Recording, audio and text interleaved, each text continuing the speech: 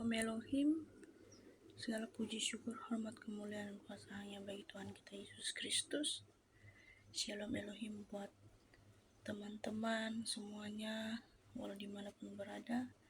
Shalom Elohim buat mempelainya yang tercantik dan mempesona di hati Bapak Yahweh, Mama Mary, Bu Fei. Dan Shalom Elohim juga buat Pangeran Ilahi Aditya Nugrahanto. Saya mau naikkan segala puji syukur, hormat, kemuliaan, dan pujian yang tertinggi dan teratas hanya bagi Tuhan kita Yesus Kristus. Saya begitu bersyukur bahwa dalam beberapa waktu ini begitu ramai anak-anak Bapak Yahweh, para mempelainya yang digerakkan oleh Roh Kudusnya untuk menyaksikan kemuliaan Tuhan di dalam hidup mereka. Begitu banyak sekali video kesaksian yang telah mereka share berbicara tentang Aditya Nugrahanto. Nah, saudara-saudara yang dikasihi di dalam Tuhan, siapakah Aditya? Saudara Aditya Nugrahanto yang sesungguhnya? Dimana kita melihat sendiri, Tuhan sudah mulai menyatakan bahwa rohnya yang ilahi, roh kebenaran yang hidup, jalan keselamatan bagi kita, yang kita kenal di dalam Isa Al-Masih anak Maryam, Tuhan Yesus Kristus, ada berdiam dan berkarya di dalam diri saudara Aditya Nugrahanto. Nah, sobat yang dikasihi di dalam Tuhan, dunia berbicara mengenai Tuhan, bebas berbicara. Manusia sering berbicara mengenai bertemu secara supranatural ataupun pengalaman ilahi dengan Tuhan, baik itu secara alam roh, secara supranatural, ataupun baik dalam tidur, mimpi, penglihatan, dan juga banyak 1001 cara bagaimana Tuhan menyatakan diri kepada mereka. Nah, saudara-saudara yang dikasihi di dalam Tuhan, apakah perbedaan seseorang yang sudah mengalami atau bertemu dengan Tuhan secara face to face, yaitu mengalami encounter khusus dengannya? Karena apa yang kita lihat pada hari ini begitu banyak, khusus bagi para hamba Tuhan, pendeta pastor, menolak ajaran Ibu Fei. Siapakah Ibu Fei yang sesungguhnya? Mereka mengatakan ini ajaran sesat. Mereka mengatakan bahwa apa yang telah mempelai sampaikan itu semuanya itu menyesatkan. Tetapi dunia tidak bisa dibukakan. Dunia tidak bisa mengenal siapakah mempelai khususnya ini dan siapakah Aditya Nugrahanto yang sesungguhnya. Nah, saudara-saudari dikasih dalam Tuhan, pada malam semalam waktu subuh saya sukar untuk tidur, dan suara itu terus-menerus berbicara dalam hati saya, anakku, anakku, sampaikanlah karyaku kepada anak-anakku di seluruh penjuru bumi. Saksikanlah apa yang telah aku nyatakan di dalam hidupmu, baik buat keluarga besarmu di dalam kawanan domba 777. Dan kami memiliki satu keluarga yang tidak mengambil tanda, dan saya tahu bahwa kalian mungkin mengenal dengan Ibu Nelly. Dia adalah salah satu tante saya yang juga dipakai Tuhan luar biasa menyatakan, menyampaikan isi hati Bapa, baik dari penglihatan, pesan, nubuatan. Nah, saudara-saudara dikasih dalam Tuhan, di zaman akhir ini roh nubuatan sedang dinyatakan bagi setiap anak-anak Tuhan yang rendah hatinya. Kita bisa melihat seperti mana Tuhan menyampaikan isi hatinya bagi Bintang Timur, bagi adik Yuyu, bagi Ibu Lorina, Bucan Lorina, dan semua mereka ini adalah saksi-saksi iman di zaman akhir ini, di mana di zaman akhir ini Tuhan membangkitkan saksi-saksi imannya dengan meriliskan roh nubuatannya, menyampaikan rohnya yang ilahi. Nah, saudara-saudari dikasih di dalam Tuhan, mengapa orang dunia yang manusia logika ini menolak ajaran Ibu V? Karena mereka tidak dibukakan secara alam roh. Mereka ini telanjang. Mereka tidak pernah mengalami pribadi Yesus yang sesungguhnya di dalam hidup mereka. Namun mereka mengakui bahwa mereka ini dipakai Tuhan luar biasa. Mereka penuh roh, berbahasa roh, mereka bisa bernubuat. Tetapi apa kata firman Tuhan? Meskipun mereka boleh berbahasa bermacam banyak bahasa, sekalipun mereka boleh bernubuat, sekalipun mereka boleh melakukan mukjizat, tetapi jika mereka tidak memiliki kasihku, enyalah aku tidak pernah mengenal mereka. Nah, saudara-saudari yang saya kasih di dalam Tuhan, ada ramai orang, terutama sekali yang mengaku bahwa mereka ini memiliki hubungan yang erat intim dengan Tuhan, tetapi mereka ego rohani, mereka sombong, mereka merasa megah karena mereka merasakan bahwa mereka ini orang yang diurapi luar biasa. Tetapi mereka ini juga menolak apa ajaran yang telah mempelai kita sampaikan, yaitu Ibu V. Nah, saudara-saudara dikasih di dalam Tuhan, apa yang saya mau kongsikan kepada hari ini, di mana karya Tuhan bekerja dalam hidup saya, sedikit perkongsian. Saya dilahirkan tidak cukup bulannya, bayi yang pramatang, dan dokter mengesahkan saya hanya bisa hidup, hanya diberi 5% saja, 5% antara hidup atau mati, karena saya dilahirkan cukup kecil. Dan waktu itu mami saya belum mengenal Tuhan Yesus, tetapi dia hanya tahu berseru berdoa kepada Tuhan. Dia katakan, Tuhan, selamatkan anak ini, jika anak ini hidup, kau pakailah sesuai seturut kehendak-Mu. Dan puji Tuhan, bayi yang lahir 7 bulan ini sehat, dan sampai pada hari ini masih bisa memuji memuliakan nama Tuhan. Itu semua karena Tuhan baik. Itu semua karena Tuhan sudah meletakkan masa depanku. Tuhan sudah mengenal aku sejak daripada rahim ibuku. Nah, saudara-saudari yang dikasih di dalam Tuhan, singkat cerita, saya lahir dan dibaptis sebagai orang Kristen, melayani Tuhan sebagai worship leader, pujian penyembahan di gereja. Tetapi di dalam hidup saya tidak menemukan kewujudan keilahian Tuhan yang sesungguhnya. Sehingga pada tahun 2006 saya mengalami satu pergumulan yang sangat besar. Saya mengalami pergolakan hidup di mana saya mencari ketuhanan Yesus yang sesungguhnya. Siapakah Tuhan Yesus ini? Apakah dia Tuhan yang benar? Apakah dia hidup? Apakah dia wujud? Dan saya mulai membuat satu keputusan mencari wajah Tuhan. Saya mulai berdoa, saya mulai berpuasa, mulai membaca firman Tuhan, mulai menonton kesaksian-kesaksian para hamba Tuhan.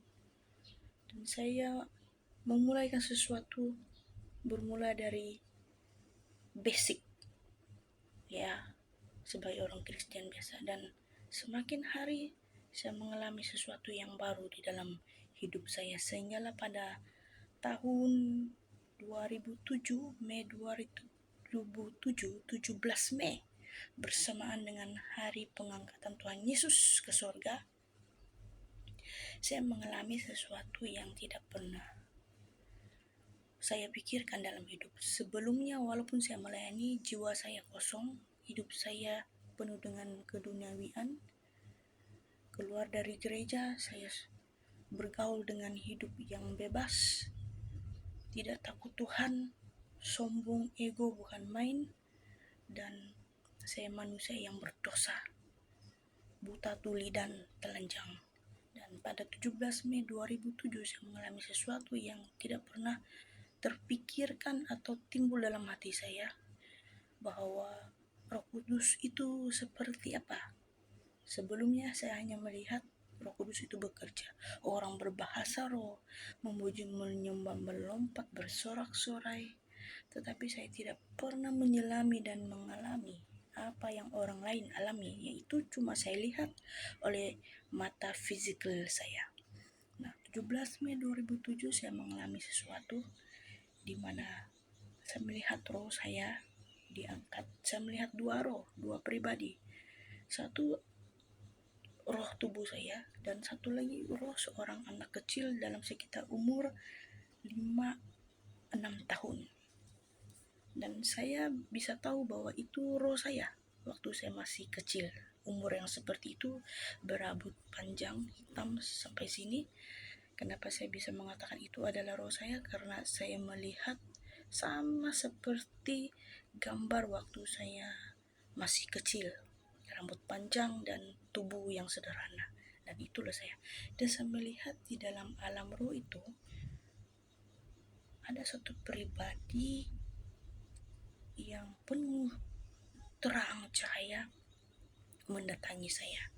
Pada waktu itu sekitar jam 12 tengah hari waktu Malaysia, dan saya berada di satu kamar dan saya tutup kamar. Saya merasakan sesuatu yang tidak pernah saya alami, di mana seluruh tubuh sangat panas seperti bara api, dan sepanjang hari itu saya tidak merasa lapar, dan bibir saya ini dan gigi semua merasa kejang seperti krem, tidak lapar, dan di bagian usus, di bagian perut saya seperti mengeras, seperti tidak mengizinkan saya untuk makan maupun minum.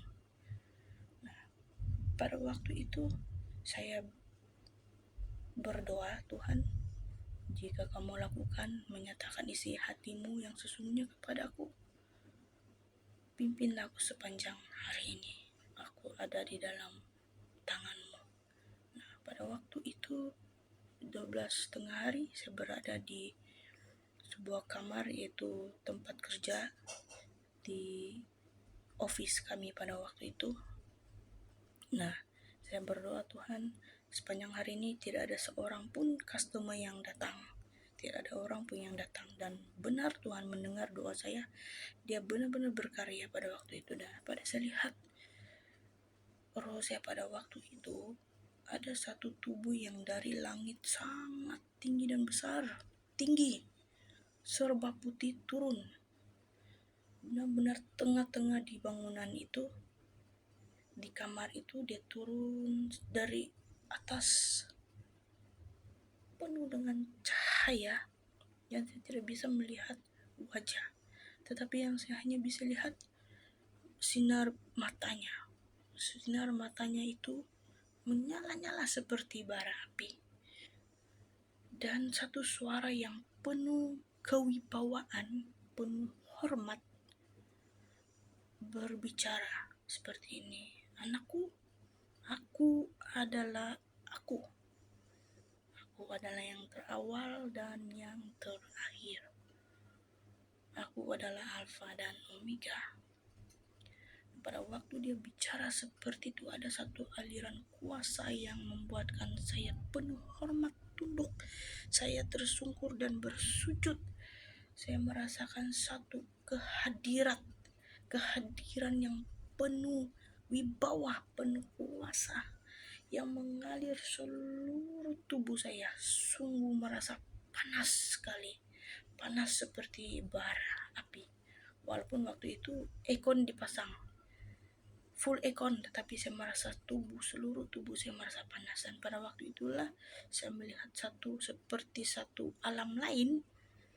Saya melihat roh saya dan suara itu berkata, "Anakku, lihatlah tanganku." Dia tunjukkan tangannya, karena dia menunjukkan tangannya seperti ini. "Lihatlah di telapak tanganku." Dan saya melihat lubang paku, sangat-sangat berlubang paku ya di sini. Dan ini satu confirmation bahwa itulah dia roh kebenaran yang hidup. Dialah Alfa dan Omega. Dialah Yesus Kristus yang selama ini saya mau temukan, yang selama ini saya persoalkan kewujudannya dalam hidup saya. Dan saat itu dia menampilkan dirinya penuh kemuliaan dengan jubahnya yang bersinar kemilauan. Pada waktu saya melihat dia turun seperti ini, dan saya tersungkur, saya tidak berdaya. Hadirat yang sangat kuat, luar biasa. Dan dia tunjukkan bahagian matanya saat dia memandang saya. Saya merasa kasih yang luar biasa yang membasuh setiap dosa saya dari saya lahir sampailah saat itu. Pada waktu itu di tahun 2007, sekitar umur saya dalam 23 begitu, 23 ataupun 24, masih muda lagi. Nah, pada waktu pribadi sosok tubuh Yesus ini hadir, dan saat dia menunjukkan kedua tapak tangannya, dan lalu dia mengangkat saya, merangkul saya di dalam dekapannya. Dan saya melihat roh saya yang kecil itu memakai jubah berwarna hijau. Dan saya dibawa ke satu tempat seperti berada di atas dimensi yang lain. Saya melihat lereng-lereng bukit yang biru sekali, lautan yang biru hijau, tumbuh-tumbuhan. Saya melihat seperti saya berada di atas dan melihat di bawah begitu. Dan saya diperlihatkan keindahan ciptaan Tuhan yang dahsyat luar biasa. Lalu saya dibawa satu tempat, benar-benar di dalam alam roh, satu tempat di mana berlaksa-laksa para malaikat yang memegang trompet seperti nafiri dibunyikan. Dan ketika mereka meniup nafiri itu, lalu terbukalah pintu gerbang yang penuh dengan kemilauan, terang cahaya kemuliaan yang luar biasa. Pintu gerbang keemasan dibuka, dan bunyi nafiri itu seperti satu signal bahwa ada pelawat yang baru yang hadir ke tempat itu. Dan saya yang kecil itu, dan waktu itu Tuhan Yesus, yaitu Bapa, saya panggil Bapa, memanggil saya, "Anakku, anak kecil, anakku yang manis, anak kecil." Seperti itu. Dan dia merangkul saya, membawa ke satu tempat, satu ruangan, di mana di ruangan itu penuh dengan jubah kemuliaan. Setiap jubah-jubah kemuliaan sudah disusun sangat rapi, putih lain, itulah jubah putih lainan itu, yang disangkut, dihang. Setiap baju-baju sudah ada pemiliknya, ada penamanya, namun saya tidak bisa melihat nama-nama, tidak sempat melihat nama-nama yang tertulis di setiap jubah kemuliaan itu.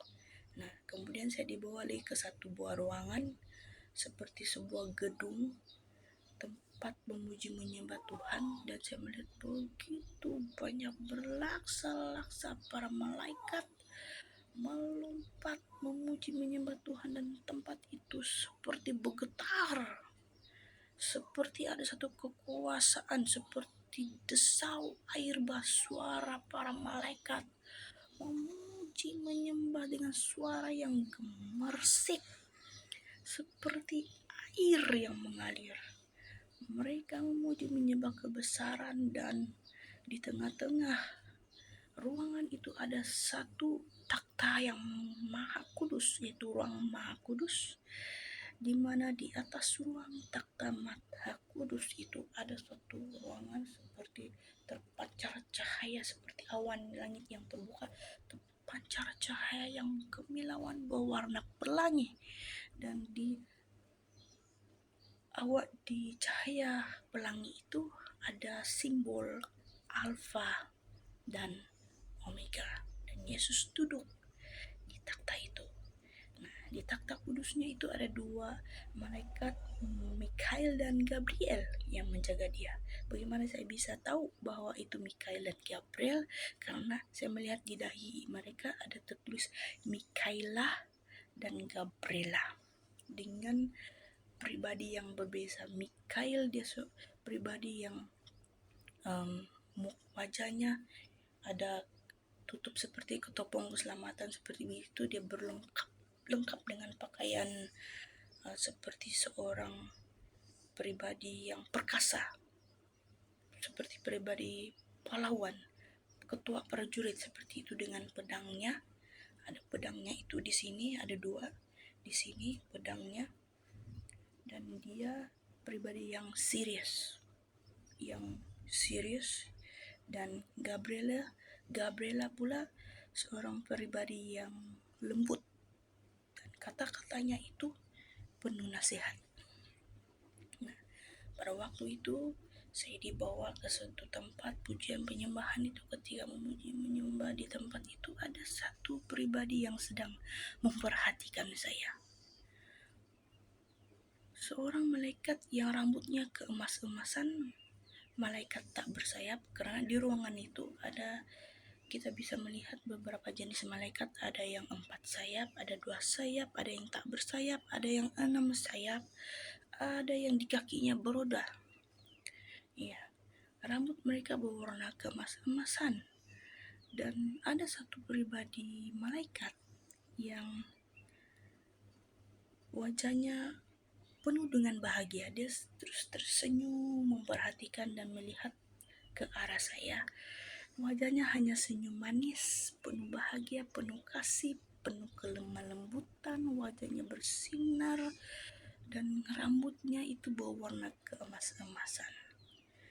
Dia sedang memandang dan memperhatikan saya dan melihat dan datang ke arah saya. Sepertinya dia berbisik di telinga saya, dan bahasa itu seperti bahasa yang nafas, dan saya tidak pernah menemukan bahasa itu di bumi.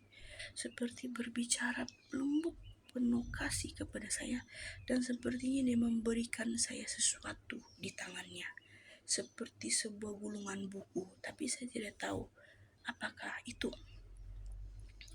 Lalu ketika selepas itu roh saya kembali lagi ke bumi, dan selepas beberapa hari kemudian saya berdoa.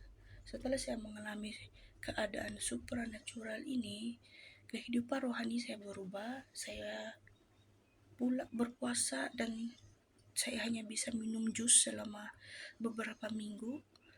Saya tidak bisa makan karena perut di usus saya seperti mengeras, tidak mau menerima makanan yang keras, hanya bisa minum jus-jus seperti itu. Saya tidak merasa lapar, dan mulut, bagian lidah dan gigi saya merasa krem. Nah, pada waktu itulah fenomena ini menjadi satu fenomena yang besar, isu yang besar di gereja kami. Saya tidak akan menyebutkan gereja apa. Para hamba Tuhan, para ahli Taurat mendatangi saya, dan mereka bertanya, kamu bisa lihat Yesus? Memangnya Yesus itu boleh dilihat? Dan ketua sinode pada waktu itu mengatakan, hentikan pekerjaan ini, kami dianggap sesat, hanya beberapa orang saja yang percaya, dan salah satunya adalah tante saya, Nelly. Karena sebelum saya mengalami ini, dia sudah memulaikan doa puasa selama 40 hari.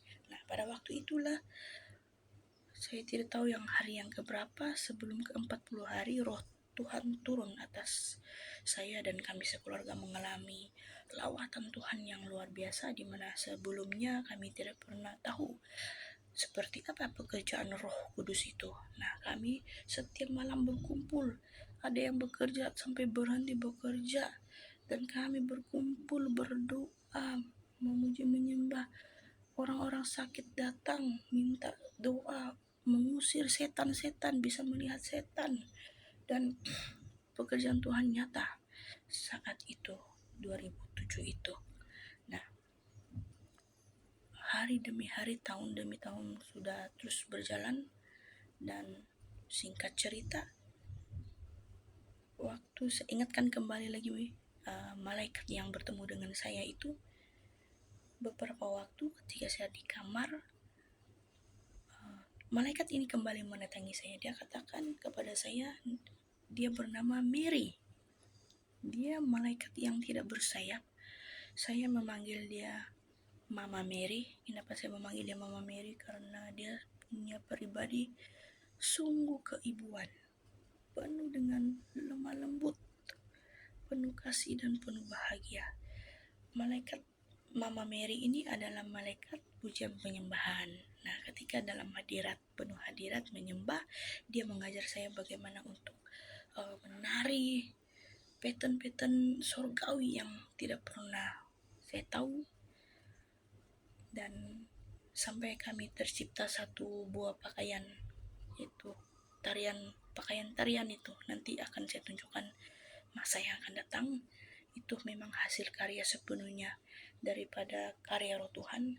Dan Mama Mary ini dia mengajar saya bagaimana untuk memuji menyembah, dan dia mengajar saya, memberikan saya ratusan bait pujian dengan irama yang surgawi, dan belum pernah saya dengar lagu-lagu ini. Dan masa akan datang saya dan keluarga besar di Kawanan Domba 777 akan kongsikan hasil karya pujian ini.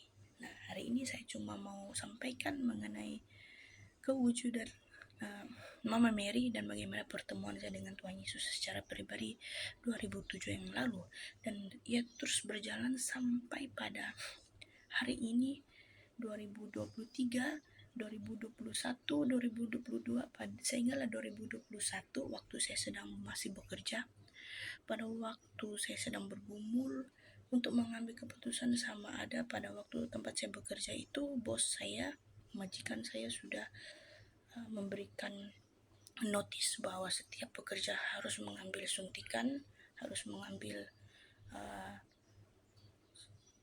vaksin, ya, suntikan cairan 66 itu. Pada waktu itu saya berdoa, saya minta jawaban daripada Tuhan. Pada waktu saya sedang tidur, Tuhan bagi saya mimpi di mana saya berada di sebuah tempat seperti laboratorium, seperti tempat mengkaji obat-obatan, dan saya melihat ramai bayi yang lahir, tetapi bayi itu sepertinya tidak hidup. Bayi itu sepertinya dibungkus seperti transparan, dan sepertinya DNA bayi, setiap bayi yang lahir itu punya kode, yaitu 666. Dan saya heran, kenapa bayi-bayi ini lahir dan punya kode, sudah memiliki kode tersendiri. DNA mereka itu memiliki kode, yaitu 666. Dan pada waktu pagi saya bangun, saya bertanya kepada Tuhan, sebab dalam waktu yang sama, minggu yang sama, esoknya saya mau ambil keputusan untuk pergi ke pusat tempat untuk mengambil vaksinasi ini. Nah, pada siang hari pada waktu siang saya bangun, saya bertanya kepada Tuhan, dan suara itu berkata, lihat di dalam Wahyu 13, barang siapa yang tidak mengambil tanda itu, mereka tidak boleh membeli dan mereka tidak boleh berjual. Itulah salah satu tanda di mana suntikan cairan itu adalah sesungguhnya memiliki cairan daripada kuasa kegelapan, di mana bisa mengubah DNA manusia yang natural semula jadi menukar DNA manusia pada waktu itu. Dan akhirnya saya membuat keputusan tidak untuk mengambil vaksinasi, dan saya berhenti bekerja dan meneruskan hidup sampai pada hari ini. Dan di tahun 2022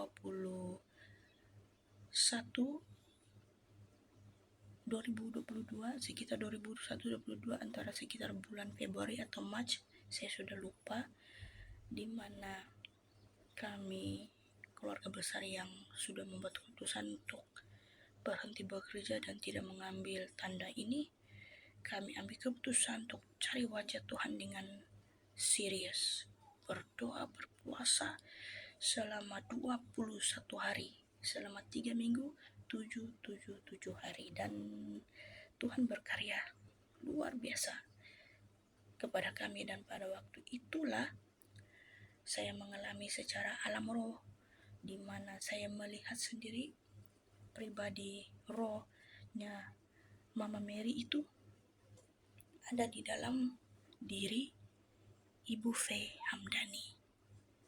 Bagaimana saya dibukakan? Pada saat itu tante saya Nelly memberitahu kepada saya sebuah channel, yaitu Hidup Untuk Bersaksi, dari sharing kepada saya, dan saya membuka channel itu dan saya melihat satu video kesaksiannya Ibu Faye ketika dia bernego dalam alam roh menggunakan bahasa malaikat. Dan pada waktu itulah dalam hati saya begitu mendorong dengan sangat kuat mengatakan bahwa dialah sesungguhnya malaikat Mary yang tak bersayap itu yang saya temukan di tahun 2007 yang lalu. Sedangkan pada waktu itu saya berpikir, siapakah Mama Mary ini? Siapakah pribadi dia ini? Wajahnya sangat jelita, sangat rupawan, senyumannya sangat manis. Wajahnya hanya bila dilihat saja membawa satu kebahagiaan yang luar biasa. Dan saya berpikir, mungkin orang ini berbangsa Western, orang Germany seperti itu, karena kulitnya, rambutnya seperti orang Western. Kalau Indonesia katakan bude, orang putih kalau di Malaysia. Nah, pada waktu saya melihat video Ibu Faye ini, saya mulai merecognize roh malaikat yang ada dalam dirinya, yaitu Mama Mary. Dan saya malam itu ambil waktu untuk berdoa, bertanya kepada Bapak Yahweh, dan Tuhan menjawab saya, benar anakku, roh malaikat yang ada di dalam diri Faye Hamdani adalah malaikat yang tak bersayap itu. Dia sebenarnya wujud di dunia nyata. Manusia dunia tidak bisa mengenal dia, hanya manusia-manusia ilahi yang sudah mengalami encounter ilahi yang bisa mengenal dan percaya dan tidak menolak karya ilahi yang telah aku kerjakan di dalam diri Faye Hamdani ini. Nah, pada waktu itulah saya mendapat konfirmasi daripada Tuhan bahwa Ibu Faye adalah di dalam dirinya itu roh malaikat itu, Mama Mary adalah Ibu Faye yang sesungguhnya. Haleluya, segala puji syukur hormat hanya bagi Tuhan. Dan pada waktu itu saya bersyukur karena Tuhan sudah membukakan kepada saya, Bapak Yahweh sendiri membukakan kepada saya di mana siapakah Ibu Faye ini. Dan pada satu waktu ketika kami mengadakan pujian penyembahan siang dan malam 7 hari, 7 ya. Kami berpuasa membaca firman Tuhan. Pada waktu itu mata roh kami dibukakan, kami mengalami ketajaman roh, kepekaan roh yang luar biasa, sehinggalah pada saat memuji menyembah, begitu berlaksa-laksa malaikat datang dan disertai juga dengan Mikail dan Gabriel juga datang. Gulungan kitab dibukakan bagi setiap antara kami, dan karya Tuhan ini akan kami kongsikan khusus di dalam channel Kawanan Domba. Tetapi apa yang saya mau kongsikan pada hari ini yaitu siapakah Ibu Faye Hamdani dan siapakah Aditya Nugrahanto yang sesungguhnya. Manusia dunia logika menolak mereka, mengatakan mereka ini sesat. Tetapi apa yang saya mau katakan, di alam lain, di alam roh, Faye Hamdani ini adalah mempelai khusus yang duduk di sebelah kanan Tuhan Yesus Kristus, dan sosok tubuh manusia yang Tuhan pakai sebagai pangerannya itu, putra anak domba yang kudus, itu dialah sesungguhnya Aditya Nugrahanto yang Tuhan pilih dan Tuhan perkenankan untuk memakai tubuhnya sebagai casing. Dan Bu Faye Hamdani ini saya lihat di alam roh pada satu waktu ketika roh saya diangkat, sepertinya saya berada di sebuah tempat. Saya melihat begitu ada beberapa, tidak ramai ya, mungkin boleh sekitar dalam 20, 30 atau 50 orang mempelai-mempelainya yang memakai gaun putih, dan laki prianya pula memakai jubah. Di tangan kanan mereka membawa pelita dan membawa buli-buli yang berisi minyak. Mereka berjalan berbaris, masing-masing membawa pelita dan buli-buli yang berisi minyak itu penuh. Mereka masing-masing memakai gaun pengantin, berjalan mengiring satu tempat, berjalan sepertinya mau menghadap mempelai itu, mempelai yaitu pangeran ilahi. Dan ketika saya melihat mereka membawa minyak dan membawa pelita, itu mengingatkan saya firman Tuhan, 5 gadis bijaksana dan 5 gadis bodoh itu, di mana di sana jelas Tuhan menyatakan persiapan orang-orang yang siap, persiapan yang rapi. Ya, persiapan yang rapi seorang mempelai, bagaimana mereka dipersiapkan untuk menantikan mempelai laki-laki itu. Nah, saudara-saudari yang dikasihi di dalam Tuhan, jadi mempelai-mempelai murni ini, mempelai-mempelai yang sudah dipersiapkan ini, mereka sudah sebenarnya rapi. Apa maksud rapi itu? Pertama-tama mereka ini haruslah orang-orang yang sudah mengalami pertemuan dengan Tuhan secara pribadi, harus bertobat secara total, tidak lagi berkompromi dengan dunia dan tidak lagi terikat dengan dosa. Mereka ini sudah dipisahkan dengan dunia. Maksudnya mereka ini adalah orang-orang yang dipilih untuk tidak lagi berkompromi dengan dunia, tetapi sudah dipisahkan seperti lalang dan gandum, seperti kambing dan domba. Nah, kemudian yang seterusnya, karakter mempelai-mempelai ini? Karakter mempelai-mempelai ini, mereka harus hidup menjadi pelaku firman Tuhan, harus hidup tidak menurut daging lagi, harus berpuasa, harus hidup bersinar dan bercahaya, yaitu menjadi pelaku firman Tuhan di zaman akhir ini, harus hidup bayar harga. Nah, waktu saya melihat para seperti pengantin ya, para mempelai ini menantikan mempelai lelaki itu, Roh Kudus berbicara kepada saya, menjelaskan kepada saya apa maksud yang penglihatan yang saya lihat tuh. Ya, mereka berbaris berjalan dan ada satu tangga seperti tangga dari atas yang berwarna putih untuk mereka naik, dan mereka dipersiapkan untuk menghadiri perjamuan perkawinan anak domba.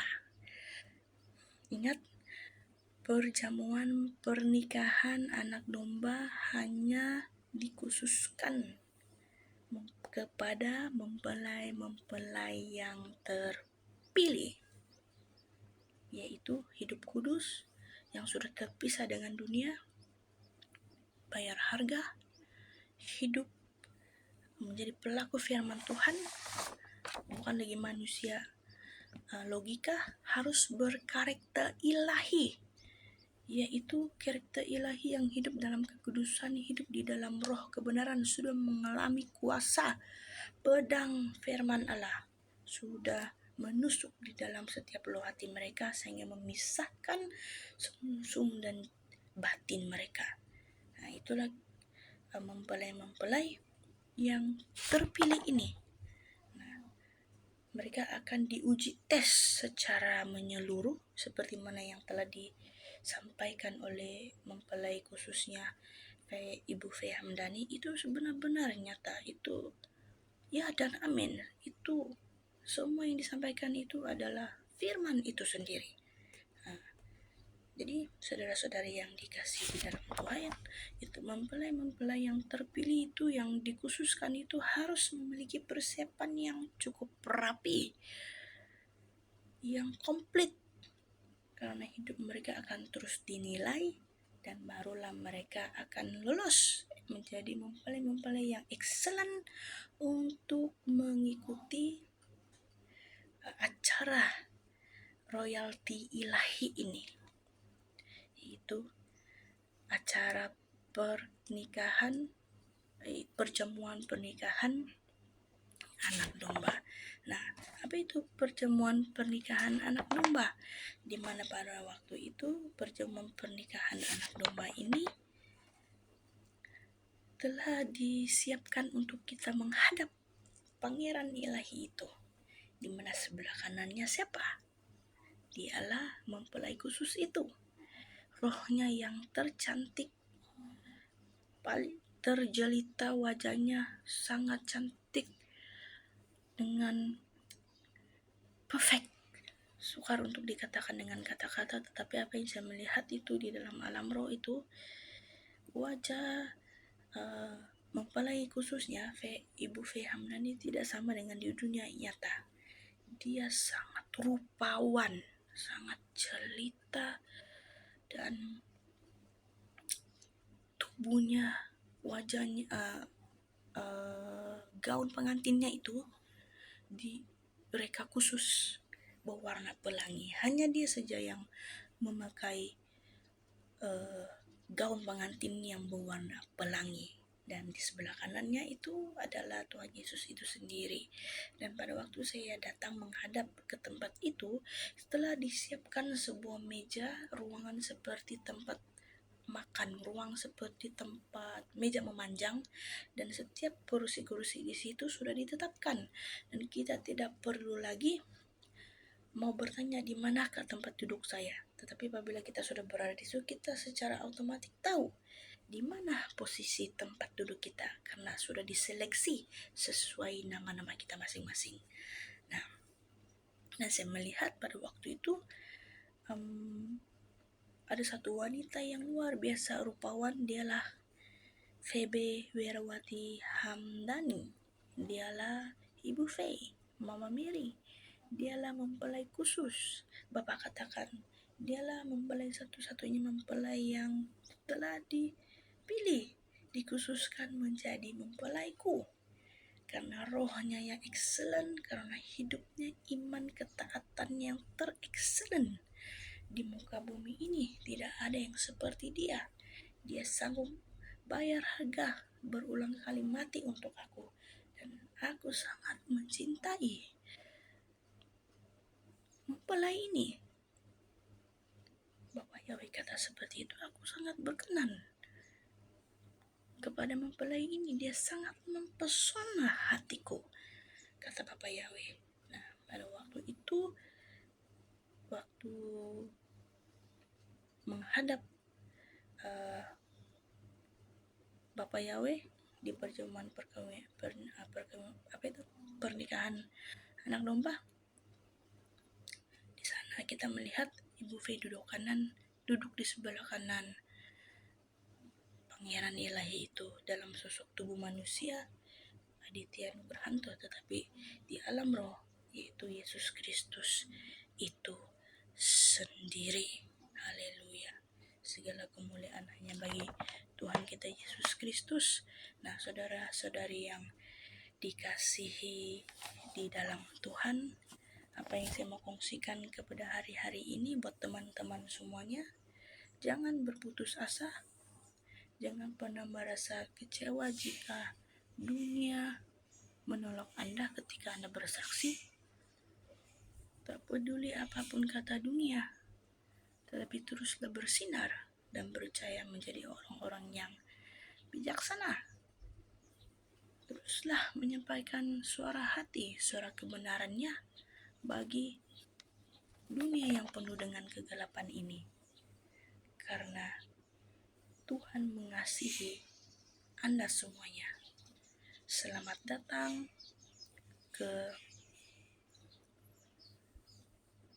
kerajaan 1000 tahun penuh damai.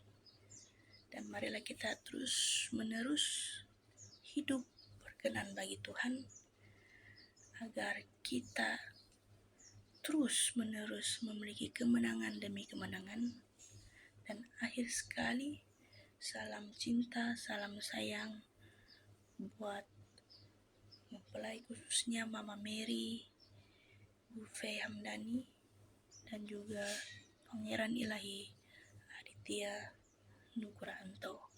Inilah kesaksian yang saya mau sampaikan pada hari ini. Semoga menjadi berkat dan konfirmasi yang sesungguhnya bahwa Ibu V Hamdani adalah mempelai khususnya dan Aditya Nugrahanto adalah Pangeran Ilahi yang sesungguhnya. Haleluya. Segala syukur hormat hanya bagi Tuhan kita. Amin, amin, amin.